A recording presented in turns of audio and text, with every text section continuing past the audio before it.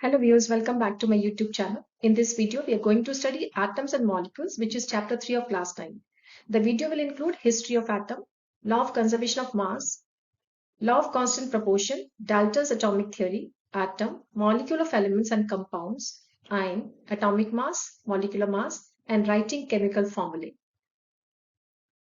Chapter 1 में हमने different states of matter पढ़ा था, solid, liquid and gas.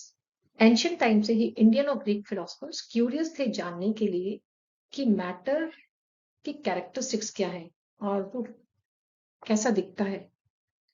500 BC के अराउंड इंडिया में ही ये आइडिया आया कि मैटर जो है वो डिविजिबल है। इंडियन फिलोसफर महर्षि कन्नड़ ने ये माना कि अगर हम मैटर, जिसको उन्हें नाम दिया पदार्थ, को डिवाइड करते जाएंगे तो वो स्मॉलर एंड स्मॉलर पार्टिकल्स में कन्वर्ट हो जाएगा और एक ऐसी स्टेज आएगी जब हम उसको फर्दर डिवाइड नहीं कर पाएंगे। ऐसे पार्टिकल को उन्होंने नाम दिया परमाणु। फकुड़ा कटियम्मा, जो एक इंडियन फिलोसफर ही थे, उन्होंने कहा कि पार्टिकल्स कंबाइंड फॉर्म में मैटर में एक्सिस्ट करते हैं।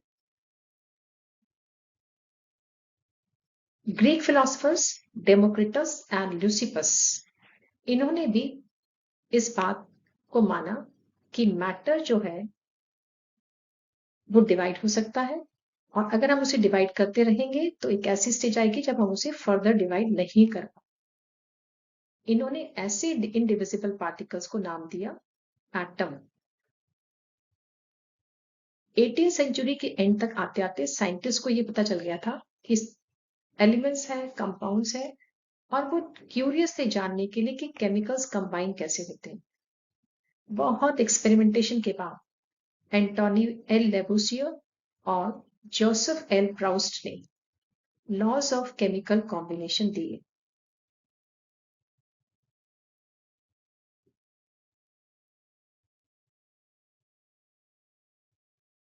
तो first law of chemical combination में है law of conservation of mass. This law states that mass can not be created not destroyed in a chemical reaction. आपको पता है हम लेफ्ट साइड पे जो भी केमिकल्स लिखते हैं उनको बोलते हैं रिएक्टेंट्स, और राइट साइड पे जो लिखते हैं एरो के उनको बोलते हैं प्रोडक्ट्स। तो अगर यहाँ पे हम बेरियम देखें, क्लोरीन देखें, सोडियम, सल्फर, ऑक्सीजन, जितना मास उनका रिएक्टेंट साइड पे है सेम मास प्रोडक्ट साइड पे होगा, क्योंकि हम मैटर को या किसी भी एटम को रिएक्टेंट साइड पे या प्रोडक्ट साइड पे ना तो क्रिएट कर सकते हैं ना उन्हें डिस्ट्रॉय कर सकते हैं। सेकेंड लॉ है हमारा law of constant proportion. This law states in a chemical substance, the elements are always present in definite proportion by mass. इसका मतलब हुआ केमिकल सब्सटेंस मतलब कोई भी अगर हम कंपाउंड ले तो उसमें एलिमेंट्स का जो रेशियो होता है by mass it is always fixed. एक एग्जांपल से समझते हैं, अगर हम वाटर लेते हैं तो वाटर में का फॉर्मूला है H2O। यहाँ पे हाइड्रोजन का मास होता है 1, हाइड्रोजन के 2 एटम्स हो गए तो मास हो गया 1 into 2 इक्वल टू 2। ऑक्सीजन का मास होता है 16, तो 2:16 यहाँ पे हाइड्रोजन एंड ऑक्सीजन का रेशियो हो गया बाय मास। अगर हम इसको कॉमन मल्टीपल से काट दें 2 से तो ये बन जाएगा 1:8। इसका मतलब हुआ कि अगर हम कहीं से भी पानी ले, पानी का कोई भी सोर्स हो, pond water, river water, sea water, moisture from air, always the water will have hydrogen and oxygen in the ratio of 1:8। इसी को बोलते हैं लॉ ऑफ कांस्टेंट प्रोपोर्शन।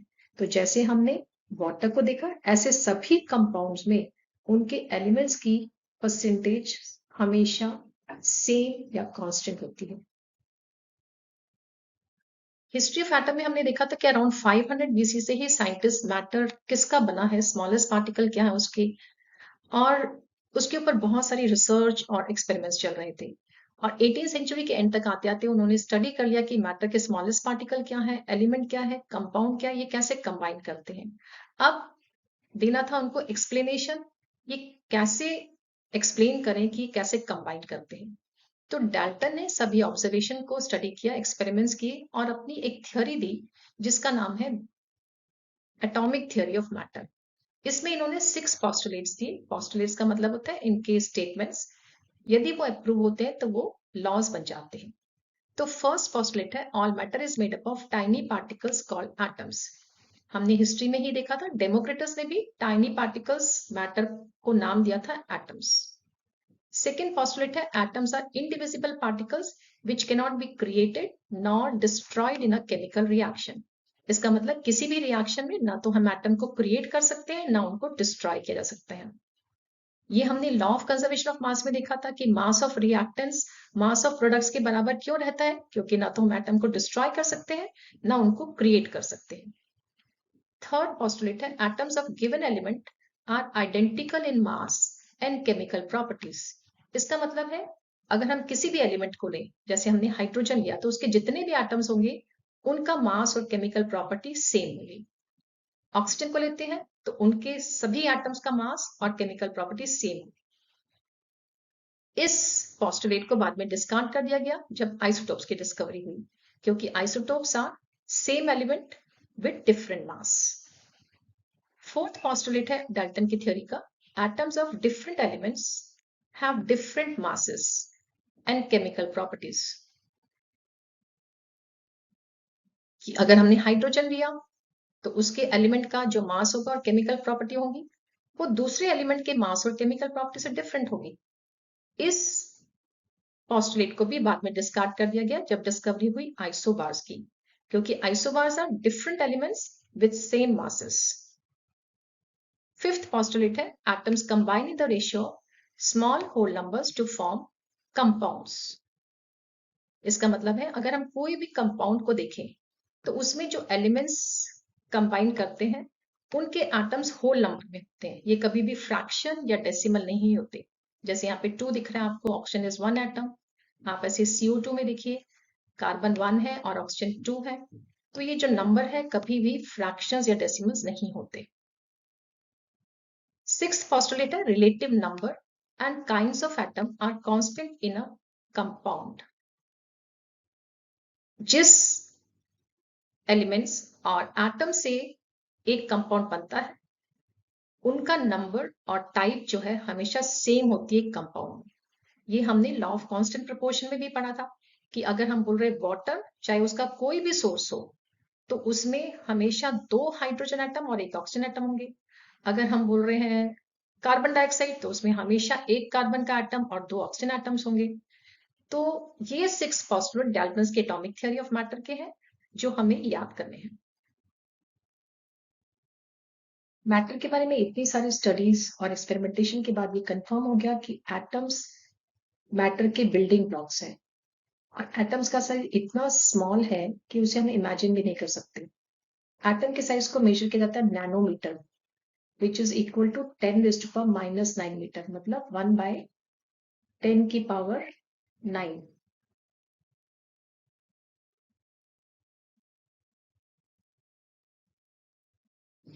अगर हम एक हाइड्रोजन के एटम का साइज देखें तो वो है 10 raise to power minus 19 metre, मतलब 1 बाय 10 की पावर 19। इतना छोटा हाइड्रोजन एटम होता है। इसको अगर हम वाटरमेलन के साइज से कंपेयर करें तो वाटरमेलन का साइज होगा 1 बाय 10 मीटर।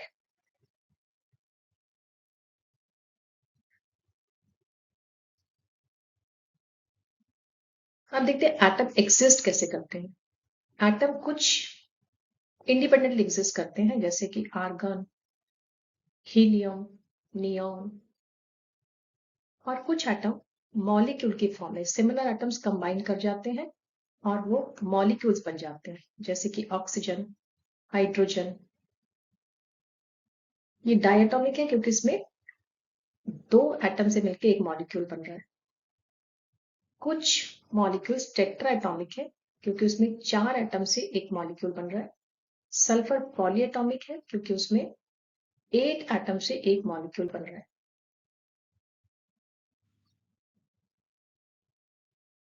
कार्बन में बहुत सारे एटम्स बॉन्डिंग करके एक मॉलिक्यूल या एक चेन बनाते हैं कार्बन मॉलिक्यूल की। कंपाउंड्स में एटम डिफरेंट एलिमेंट्स के कंबाइन करते हैं और वो एक डेफिनेट प्रोपोर्शन में कंबाइन करते हैं। जैसे कि मीथेन में एक कार्बन एटम 4 हाइड्रोजन के साथ कंबाइन कर रहा है। एक कार्बन का मास होगा 12, 4 हाइड्रोजन एटम्स का मास हो जाएगा 1 into 4, 4 यूनिट्स। अमोनिया में 3 हाइड्रोजन एक नाइट्रोजन एटम के साथ कंबाइन कर रहे हैं। नाइट्रोजन के एक एटम का मास है 14 और हाइड्रोजन के एक एटम का मास है 1। 3 एटम्स का मास हो गया 3 यूनिट्स। आयंस होते हैं चार्ज पार्टिकल्स, उनके ऊपर चार्ज हो सकता है पॉजिटिव या फिर नेगेटिव। कंपाउंड्स जो कि मेटल्स और नॉन मेटल से बनते हैं, मेटल्स के ऊपर चार्ज होता है पॉजिटिव जो कंपाउंड में पहले लिखा जाता है, और फिर नॉन मेटल्स जिनके ऊपर नेगेटिव चार्ज होता है। आयंस एक सिंगल एटम के हो सकते हैं और उनके ऊपर चार्ज हो सकता है, या फिर आयंस ग्रुप ऑफ एटम्स हो सकते हैं और उनके ऊपर एक कॉमन या नेट चार्ज होगा। ऐसे एटम्स को पॉलीएटॉमिक आयन कहा जाता है। यहाँ पे मैंने मेटल्स और नॉन मेटल्स के चार्जेस लिखे ताकि हमें फॉर्मूलाज लिखने में आसानी हो। सोडियम, पोटाशियम और सिल्वर ये मेटल्स है, +1 चार्ज। हाइड्राइड, क्लोराइड, ब्रोमाइड ये कंपाउंड में पीछे लगते हैं, -1 charge. Magnesium, calcium, zinc, iron, copper ये मेटल्स है, +2 चार्ज। ऑक्सीजन से बना ऑक्साइड, सल्फर से बना सल्फाइड, तो ये कंपाउंड्स के पीछे लगते हैं, -2 चार्ज। एल्युमिनियम, आयरन मेटल्स है, +3 चार्ज। नाइट्रोजन पीछे लगता है, नाइट्राइड बन गया, -3।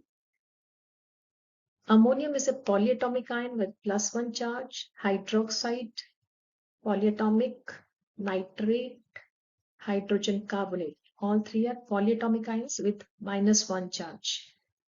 Carbonate, sulfite and sulfate, polyatomic ions with -2 charge. And phosphate, polyatomic ion with -3 charge. तो ये सभी कंपाउंड के राइट साइड पे अब हाथ में लगते हैं मेटल्स के।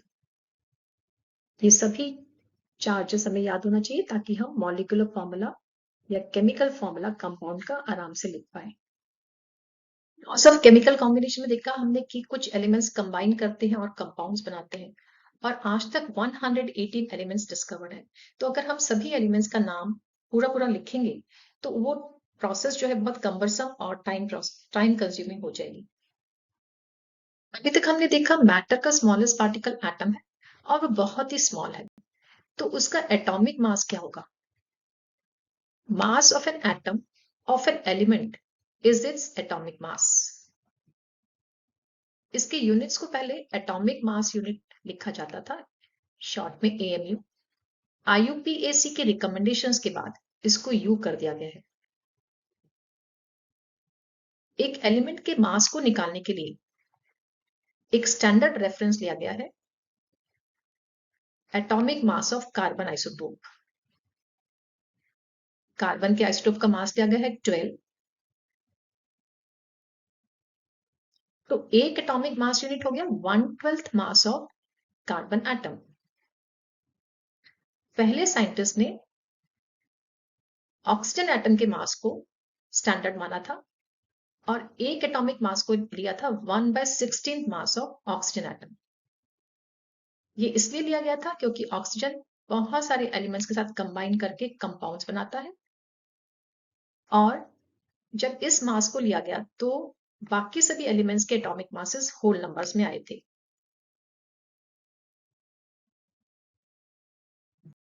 यहाँ पे मैंने कुछ एलिमेंट्स के मासेस लिखे हैं ताकि हमें मॉलिक्यूलर मासेस निकालने में इजी हो।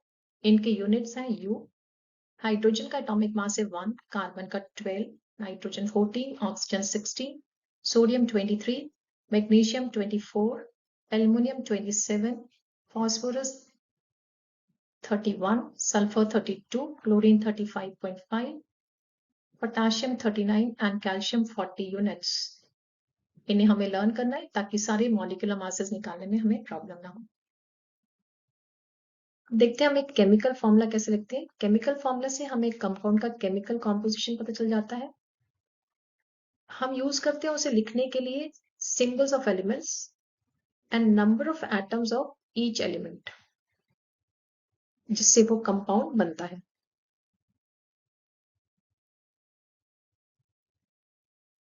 एक एलिमेंट की कंबाइनिंग पावर को हम कहते हैं वैलेंसी।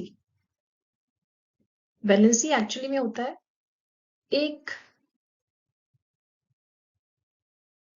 एलिमेंट जितने भी इलेक्ट्रॉन गेन या शेयर करता है या लूज करता है टू कंप्लीट इट्स शेल, उसको उसकी वैलेंसी कहा जाता है। वैलेंसी को हम चार्जेस से शो करते हैं आयन के,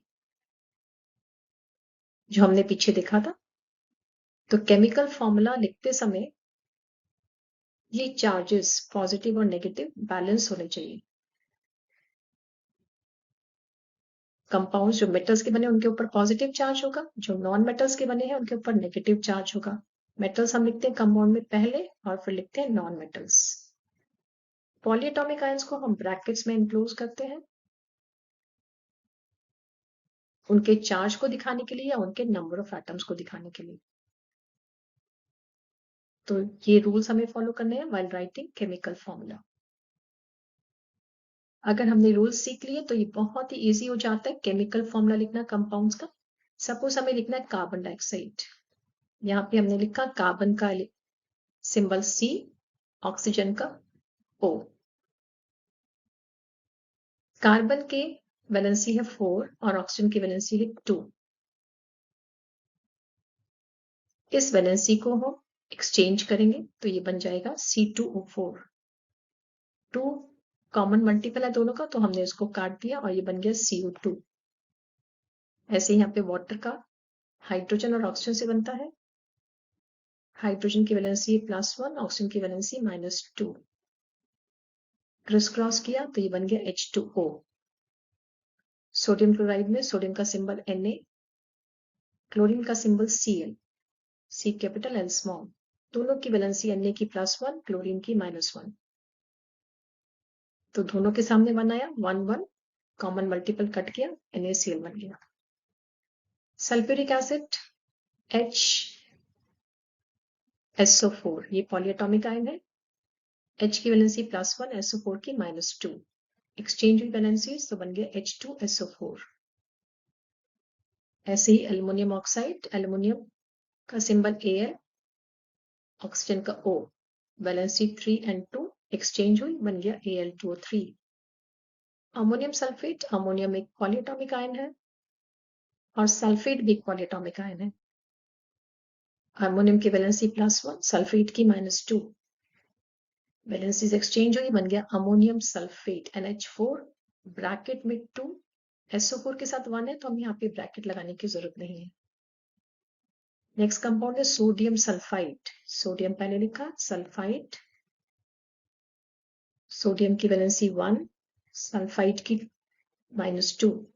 वैलेंसीज एक्सचेंज हुई, बन गया Na2S। नेक्स्ट कंपाउंड है magnesium hydroxide. Hydroxide is polyatomic ion. Magnesium की वैलेंसी 2, हाइड्रोक्साइड की 1। वैलेंसीज एक्सचेंज की, बन गया Mg के साथ 1 आया, 1 हम नहीं लिखते, OH2। OH पॉलीएटॉमिक आयन है तो ब्रैकेट के बाद number of atoms. Calcium oxide, calcium का सिंबल Ca, ऑक्सीजन का O। दोनों की वैलेंसी है +2 and -2। तो 2 2 जो है कॉमन मल्टीपल है, कट किया, बन गया CaO।